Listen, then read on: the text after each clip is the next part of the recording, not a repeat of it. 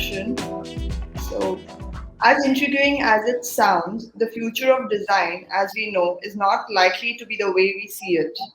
Design has changed the way of approaching to any problem, and in the future, it is going to change even more radically. We need to prepare for the changing nature of the industry in order to create a stronger design for the future. So I've divided the questions into few segments which have sub questions, and we'll first start with the work culture that's happening right now post pandemic. So there has been a major shift in work culture due to the pandemic, and some professionals seem to get accustomed to the new way of working, and some face the challenges. So, Gopal, my question to you is that how do you perceive the work from home culture? Since we have always had this Hmm. practice of connecting with the team regularly one on one.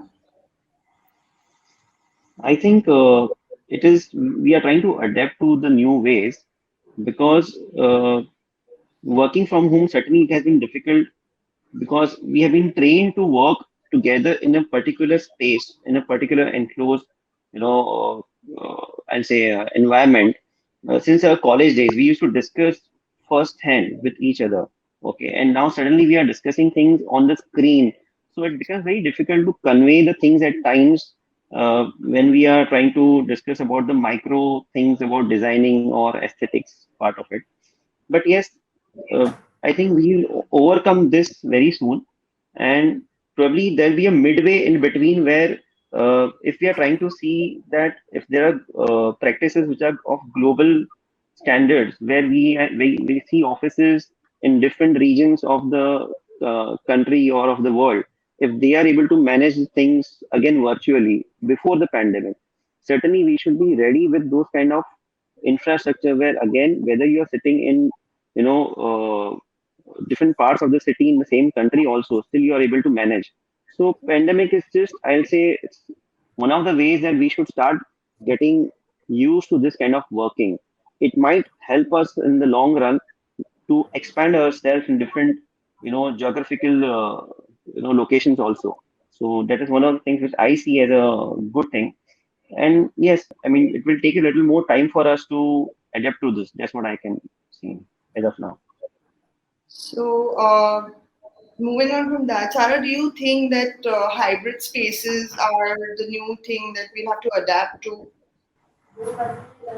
Yeah, absolutely. I think all of us that have been working from home have understood how difficult it is to share a space forever with your mother, father, partner, dog, cat, child, and everyone just sitting on your head and making noise. So we found all kinds of ways within our existing house to try and find quiet spaces to work. I still haven't found a quiet space to work, but I mean, that's a whole other topic. So I think now when people are buying homes and trying to plan homes ahead, having a space that transforms from a bedroom into a home office, or from a den room into a family room, or from a living space into a workout zone, which it's been so important for so many people that enjoy working out. They've just not been able to work out. There's no space. Like if you've got a hall that's crowded with a whole bunch of furniture, where do Right. you work out? So I think it's really become important. And the trend that we've seen with our clients is that if they were earlier buying a 3 bedroom, they're now buying a 4 bedroom. I'm sure, Shivani, Gopal, Huzefa will agree with this. And they're saying, nahi, fourth bedroom ke liye den room or home office karenge. Lots I of agree. people are already doing that. And earlier, when we used to get briefs from our clients, it was like storage, storage, storage, storage, storage. Like Right. even if you reduced 1 of storage, they would like chew your brains and spit it out and say, "No way, I need storage everywhere."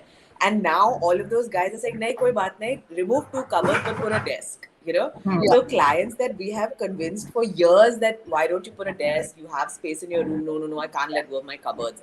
Now everyone's like, please get rid of the cupboards. I need a desk in every single room. So mentalities have changed completely. And I think just in terms of a lot of people are also wanting like a at the entrance area. Like one of my clients had specifically requested for like a sanitization area. So when you walk in, you have like a bench that you usually sit on and wear your shoes at an entrance foyer.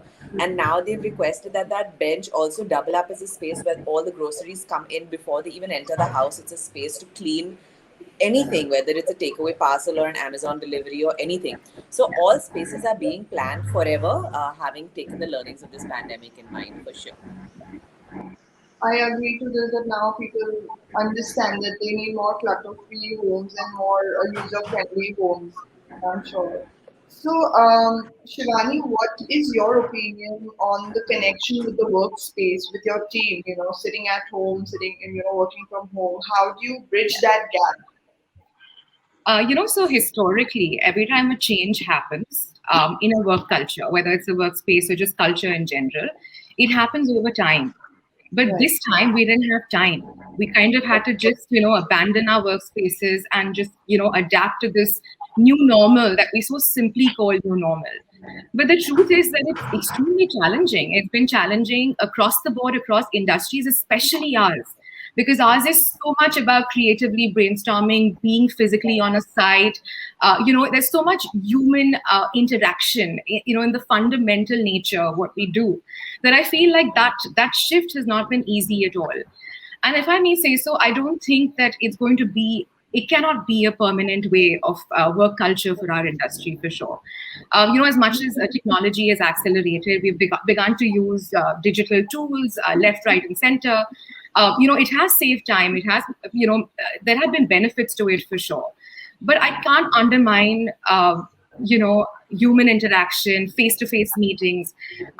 It's important. That creates rapport, that creates trust. I think those are really, really important factors. So with my team as well, we've had these challenges where it's been difficult to kind of just cope with everything that everyone's going through in their personal space as well, right? So I think what we've done at our firm is just essentially keeping it simple. We do the best that we can. We've been, deliberately like leading with compassion, because that's really, really important. So that's really been how we've been coping currently with the whole shift in work culture, and everything being on screen. So just looking out for our people in that sense and doing the best that we all can. Yeah. But do you think that maintaining that integrity between the team members is Yes. a little more difficult because you're not physically in contact and it's not face to Absolutely. face. So, It's not. And uh, also, I feel like human in general, like people have, are cut off from their social circles. So we're all working in isolation. There is so much, there are so many mental health issues that we're all, dealing with in our own capacity. So I think right now, the need of the hour is, for all design firms or across industries even, to just lead with compassion. And that's what we're just trying to do. Yeah. so Huzefa, coming on to you, you have a team culture that everyone looks up to, and building a work culture has always been fostered pre-pandemic. And right now, the focus is shifted to having more integrated work culture. How is the transition working for you? So, it's definitely like Gopal also has definitely been difficult. I mean, I think for us, where we work, it plays a huge role in what we create, right? That's what a design studio is all about. I mean, the energy that is within the studio with the people that you're interacting with constantly is inspiring us to ideate, to create. And I think that, it's also where we meet our clients, where we zone out when we want to, right? It's like our shire. I mean, like we are the hobbits, and that's our shire. So we need that workspace. But luckily, the thing is that when we form Muse, both Jason and I, we came from like fairly large corporate backgrounds. So we were very clear that as a studio, there's not going to be any hierarchy. There's going to be no office politics. There's going to be a very transparent work culture. And I think for us, we've just grown because of our team. For us, that's like that's the essence of MuseLAB. So we have in the last year, in fact, during the pandemic, we realized a huge factor in ensuring the longevity of people working at MuseLab is also understanding, like what Shivani just said, that like there is mental health. That's a huge thing. I mean, it's there. No one talks about it, and everyone's scared to talk about it. Because obviously you don't want your boss to think that you are being inefficient because you have to do your household chores. And I think because at least for us, our culture is where we act more as mentors to the people who are working with MuseLab rather than bosses. they feel a lot more comfortable in reaching out to us also, and we've also acted as counselors, to them, right? So conversations have not just been around work. I mean, I know that even now, we've been working from home for the past 2 months, and we do like at least 2 calls in a week where we're just talking nothing but bullshit, right? I'm sorry for using Yeah. that's what it is, right? Because I think it's important to just stay away from work. We are working longer hours, very honestly, because the Right. laptop is right in front of you. It's so accessible, right? And clients also feel like just because you're at home, you can call the designer any time of the day. And it's my fault, and I speak for myself, that I give in to that sometimes, right? I mean, if a client calls on a Sunday, I do take the call because I am at home, right? And that whole boundary between work and your life has actually in some ways been erased. So that's why, like, we just took that opportunity in February to just take everyone for a 11-day trip. I mean, we shut shop. Right. A lot of our friends, our peers were like, are you guys mad? What about your clients? But nothing's happening. No one's dying. Work still happened, right? But I think it's important to understand that your team is actually, the reason where you are. And Right.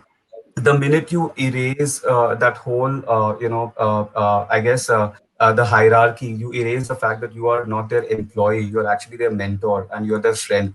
I think that really takes things to the next level, and it also then allows you to understand their inefficiencies if they are working from home, and them being a lot more transparent with you and saying that, what, I really need to take a week off.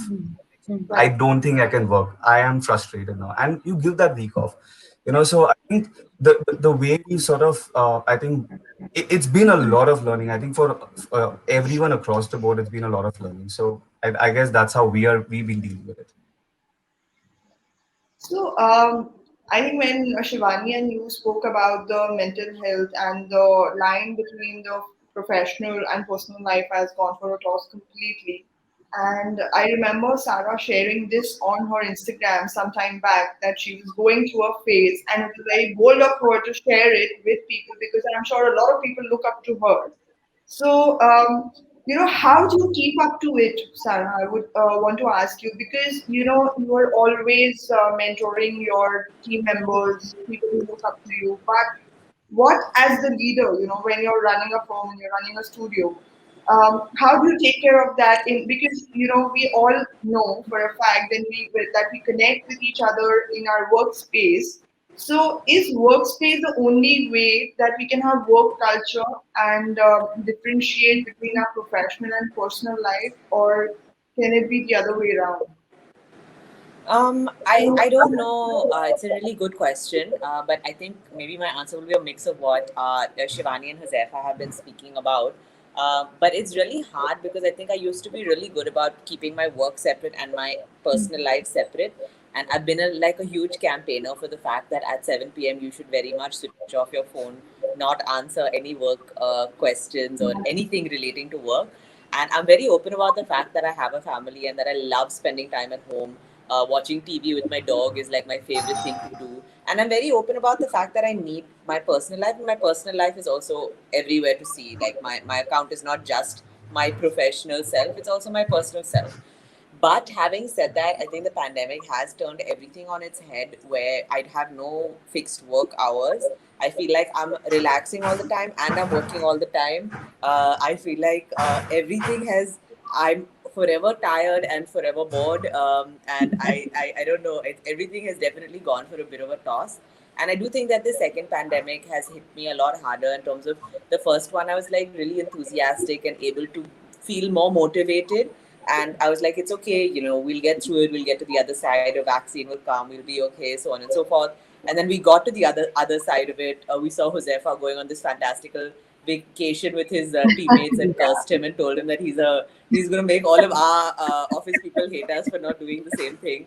And we saw everything opening up. We took on a bunch of more projects. I was looking for an office space, all gung ho, and then bang, like we're back in the middle of a second lockdown with everything back to being in this difficult situation. So it's almost like you get a taste of freedom and then you have to go back in. So I think mentally for a lot of us, it's been really difficult. And maybe all I was just trying to do is just talk about it and say that it can be really hard for a lot of people. And I don't think there's any right answer for work life balance or how to feel motivated in a workspace, or I don't know. But I think I do agree with something that Huzefa said, is that if you really just do need to take like a week of being a vegetable and not doing anything to feel better, you should. If you wanna, I don't know, switch off your phone and I don't do whatever it is that makes you feel happy, because I think a lot of us are experiencing feeling not that happy right now. So yeah.